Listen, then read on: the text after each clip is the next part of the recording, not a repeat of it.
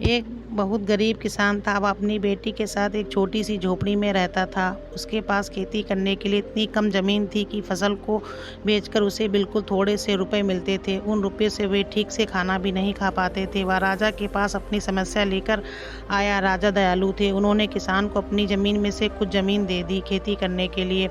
उन्होंने कहा, यह ज़मीन तो हमारी ही रहेगी, लेकिन उस पर उगने वाली फसल तुम्हारी होगी। किसान ने राजा को बहुत बहुत धन्यवाद दिया। एक दिन वह खेत की जुताई कर रहा था, तभी उसका हल किसी कठोर चीज़ से टकराया। उसने वहाँ खोद कर देखा तो सोने की एक उखली मिली। किसान ईमानदार था। उसने अपनी बेटी से कहा, हमें यह उखली राजा के खेत से मिली है, जिसकी ज़मीन है उसी की यह उखली है, इसलिए हमको इसे राजा को लौटा देना चाहिए।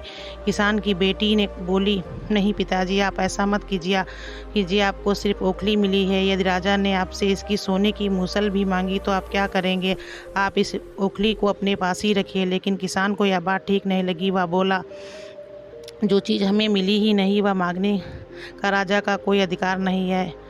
वह राजा के पास ओखली लेकर पहुंचा, लेकिन दरबार में ठीक वैसा ही हुआ जैसा कि किसान की बेटी ने सोचा था। राजा ने सोचा, किसान लालचवश मूसल अपने पास रख ली है, किसान बेचारा सोने की मूसल कहाँ ला कर देता। नतीजा यह हुआ कि किसान को जेल में डाल दिया गया।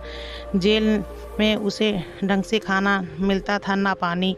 किसान को ऐसी गलती की सज़ा दी गई जो उसने की ही नहीं थी। वह बिना खाए पिए निढाल हो गया। लेटे लेटे वह रोता था और कहता था, काश बेटी की बात मान ली होती, काश मैं अपनी बेटी की बात मानी होती।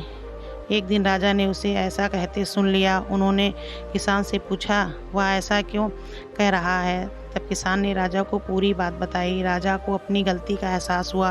किसान को तुरंत छोड़ दिया। किसान की बेटी को राजा ने दरबार में बुलाया। उससे बातें करने के बाद राजा को विश्वास हो गया कि किसान की बेटी बहुत होशियार है। अब उसे राज्य के खजाने का मंत्री बना दिया गया। उन्होंने रहने के लिए घर की सभी वस्तु सुविधाएं दी गईं।